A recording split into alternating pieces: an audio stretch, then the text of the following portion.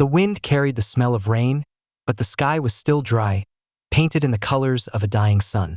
A man on horseback slowed to a stop at the crest of a ridge, squinting toward a lonely wagon trail that cut across the plains below. He wasn't the kind to spook easy, but the sight that met him was enough to twist something in his chest. For figures trudged along the road, 3 small, barefoot kids and an older girl who couldn't have been more than 16. Their clothes hung in tatters, their faces pinched from hunger. The littlest one stumbled, dropping to his knees in the dust, and the girl knelt fast, gathering him up with the kind of desperate care only a sister could have. The rancher sat frozen in his saddle. Folks this far out didn't survive long without food or shelter. These weren't travelers. They were strays in a world that chewed up the weak and spit them out. He could ride on. Nobody would blame him. Out here, a man minded his own business or wound up paying for kindness with his life. But he didn't ride on. The horse shifted beneath him as if impatient with his hesitation. He nudged it forward, slow, down the slope. The girl saw him coming. Her spine went rigid, and she pulled the little ones close, her eyes sharp with fear and pride both. He stopped 10 yards away. "Evenin'," he said, voice low. No reply. The kids clung to her skirts, staring up at him with hollow eyes. "You headed somewhere?" he asked. Her chin lifted a fraction. "No." The single word carried a weight that hit him harder than a bullet. He swung down from the saddle. The wind tugged at his hat brim, his coat flapping around worn boots. He could see now how gaunt they were. Their cheeks hollow, lips cracked, the youngest boy's bare feet bleeding from miles of sharp stones. "You folks eaten lately?" Silence. The rancher's throat tightened. There were rules out here, unspoken ones. You didn't take in strangers, not unless you wanted trouble. Every drifter had a story, and most of them ended with a gun at your back. But as the smallest child coughed, a dry, rattling sound, he knew he was already past the point of no return. He crouched down, lowering himself to their eye level. "Name's Luke Carter. I've got a place a few miles yonder. There's food, a roof. You're welcome to both." The girl's lips parted, just slightly, but she didn't speak. "Come on," he said, softer now. "Can't leave you out here. Won't." The wind gusted again, carrying a whisper of approaching night. Coyotes would be out soon. Still she hesitated, torn between fear and hope. Luke glanced at the youngest boy, who was swaying where he stood, too tired to cry. Finally, with a tiny nod, she said, "Help him first." Luke rose, stepped forward, and scooped the boy up into his arms. The child weighed near nothing. He felt the ribs under the shirt, sharp as kindling. As they began walking toward his horse, the girl stayed close, guiding the other 2 children like a shepherd might her last sheep. The sun slipped lower, painting the plains in deep gold and purple. Luke knew this was the moment that would change everything. He didn't know yet what kind of trouble would follow, what kind of whispers would start up in town, or how many folks would think he'd lost his mind. But as the little boy's head lolled against his chest, Luke knew he couldn't let them go. Behind him, the girl finally spoke again, her voice almost too soft to hear. "Why re you helping us?" Luke looked down at her. "Because somebody should have helped me, once." Neither of them said another word. The horse stood waiting, ears twitching at the wind. Luke hoisted the boy up into the saddle first, then swung up behind him, steadying the child with one arm. He reached a hand down to the girl, and after a beat of hesitation, she took it. Her smaller siblings climbed up in front of her, clinging to the leather pommel like it was the only safe place left in the world. The rancher turned his horse toward the horizon, toward home. But somewhere deep in his gut, Luke Carter felt the first curl of unease. Because in the West, nothing came free, and strangers, especially the kind that looked this desperate, always came with ghosts. The lantern light in Luke Carter's kitchen flickered against the rough-hewn log walls, casting long shadows that danced with every gust of wind, rattling the shutters.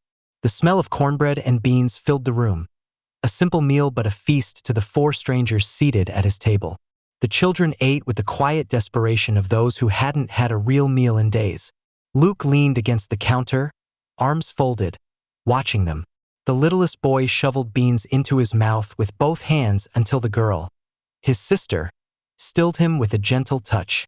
Her own plate sat half-finished as she made sure her siblings ate first. He'd seen hunger before. He'd seen orphans too. Out here, families got swallowed up by disease, raids, or the cruel randomness of frontier life. But these weren't just strays. There was a story behind their hollow eyes. Luke poured himself coffee, more for something to do than thirst. "What's your name?" he asked the girl. She hesitated, then said softly, "Clara." "And them?" Clara touched each child's head in turn. "Sam, Lizzie, and Thomas." Luke nodded. The names were plain, good names. Kids who should have been running barefoot through a summer creek, not walking half-dead along a wagon road. "You got folks?" he asked gently. Clara's gaze dropped to her lap. "Not anymore." The words landed like a stone in the room. Luke didn't push further. After they'd eaten, Clara rose automatically to clear the dishes, her movements practiced like a mother's. "You don't have to," Luke said. "It's fine." He let her. Some burdens were too woven into a person to take away. Later, when the little ones were asleep on bedrolls near the fire, Luke stepped outside into the cool night air. The prairie stretched out in all directions, a black ocean under a sky littered with stars. He lit a cigarette, the ember glowing as he took a slow drag. The decision he'd made tonight wasn't a small one. Out here, you didn't just take in strangers. Not unless you wanted trouble. And trouble came fast. The next morning, Luke rode into town for supplies. More flour, beans, and boots for the children. The general store owner, a wiry man named Harlan, raised an eyebrow as Luke stacked the goods on the counter. "Feeding an army?" Harlan asked, only half joking. "Got some mouths to look after," Luke said evenly. Harlan leaned in a little. "You got company out there, Carter?" Luke didn't answer, just slid over the payment. But by the time he mounted up, he could feel the eyes on his back. Folks in town were already whispering. It didn't take long for those whispers to grow teeth. That evening, 2 men rode out to Luke's place. Neighbors, men Luke had worked cattle with before. "Evenin'," the taller one, Royce, said as they sat on their horses at the edge of Luke's yard. "Heard you took in some strays." Luke leaned against a fence post, calm but wary. "That a problem?" Royce's partner, Matt, spat tobacco into the dirt. "Could be. Folks don't like not knowin' who's livin' out here. Could be runaways. Could be thieves. Could be worse. They're just kids," Luke said, voice firm.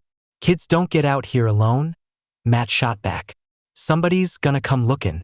Might be kin. Might be somebody meaner." Luke felt the slow burn of anger building in his chest, but he kept his voice level. "Ain't none of your concern." Royce shifted in his saddle. "Make it your concern, Carter. We all got families. Last thing we need is trouble following you and spillin' onto us." The horses pawed at the dirt, restless under the tension. Luke stepped closer, his boots crunching on the dry ground. "They stay. That's the end of it." Royce studied him for a long moment, then tugged his reins. "Suit yourself. But don't say we didn't warn you." The 2 men turned and rode off, their silhouettes swallowed by the setting sun. Luke stood there for a while, jaw tight, listening to the wind whistle through the grass. Inside, Clara watched from the window, her arms wrapped protectively around Lizzie, who clung to her side. She'd seen enough in her short life to know what looks like that meant.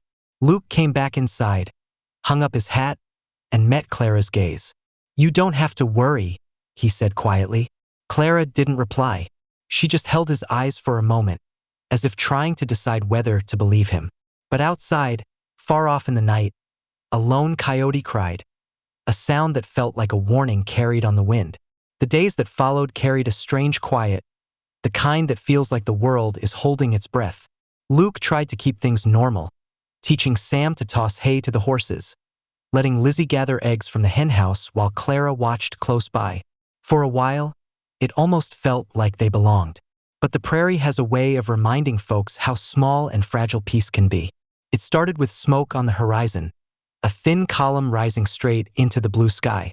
Luke spotted it while mending a fence post, his hands pausing mid-swing as unease settled in his gut. There hadn't been settlers in that direction for miles. That night, Royce showed up again, this time alone. He didn't dismount, just sat stiff in the saddle with his hat pulled low. "You here?" Royce asked. Luke wiped sweat from his brow. "Hear what?" Couple of riders came through town.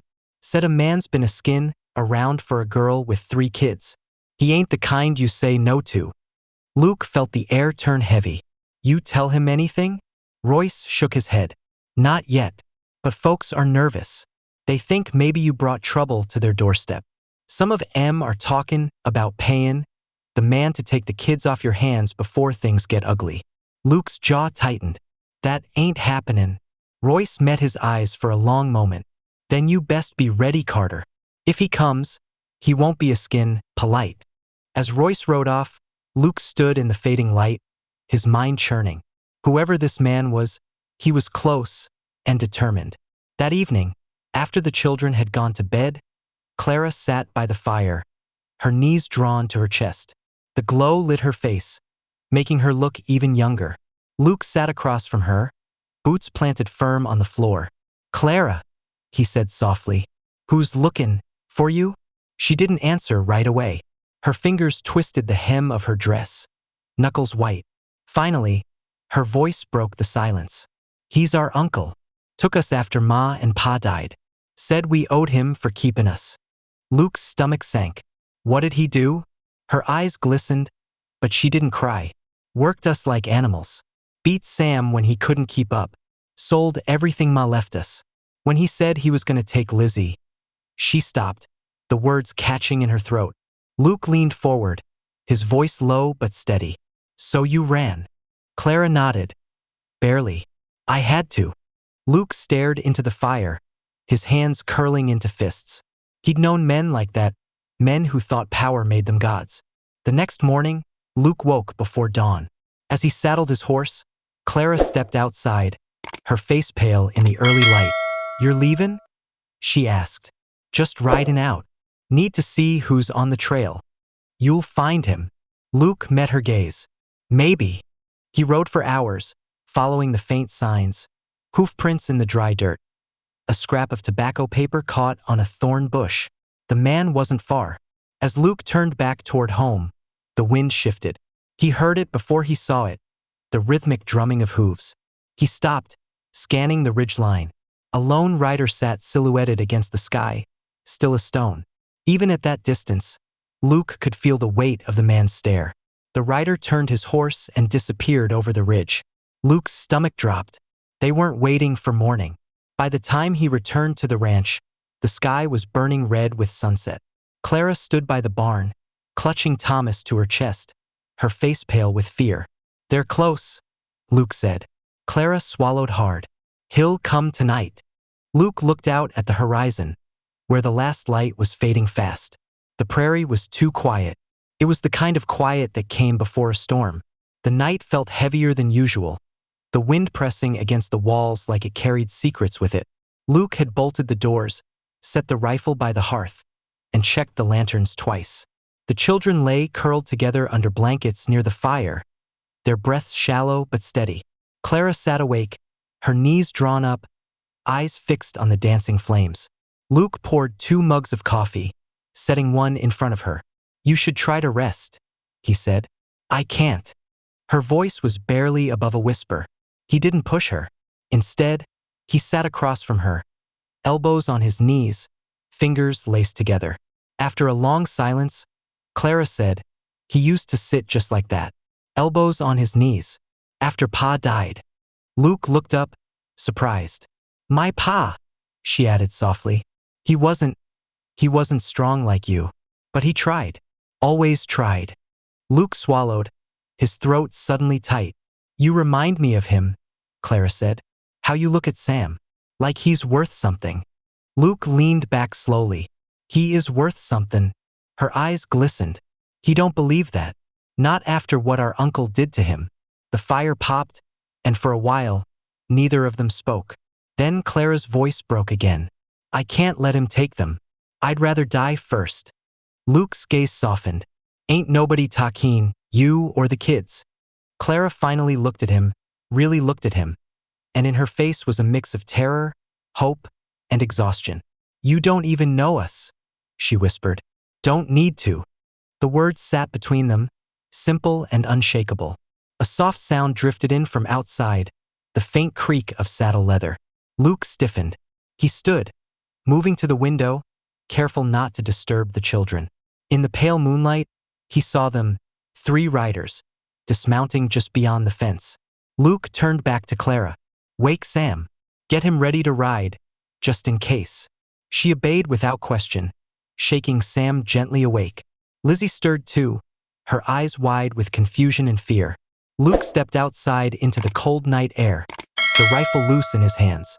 The lead rider stood waiting, hat brim low, a dark shape in the moonlight. You Carter? The man called. Luke didn't answer right away. The man stepped forward.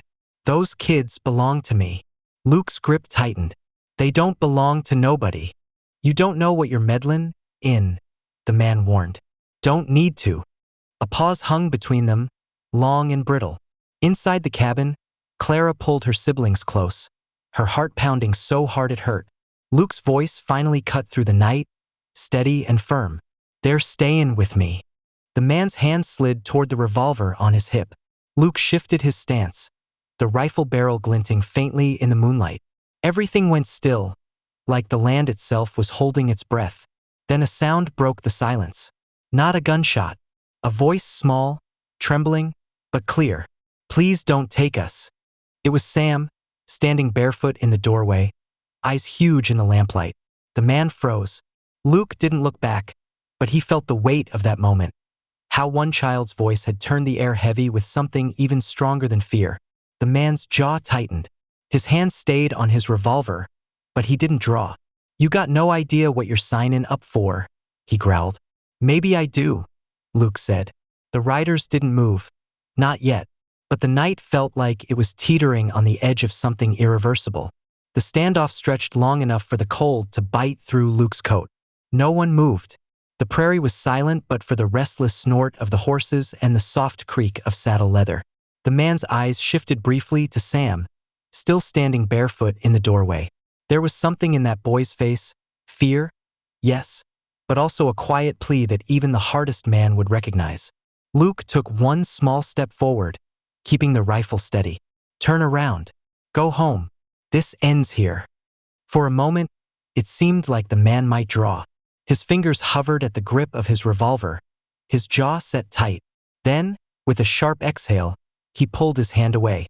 You think you're doing a good thing, the man spat. But you just made yourself an enemy. I'll live with that, Luke said. The man's eyes narrowed, and he swung back onto his horse. His 2 companions followed suit.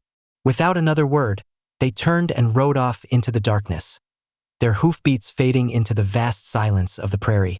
Luke watched them go, the rifle still in his hands. The cold wind bit at his face, but he barely felt it.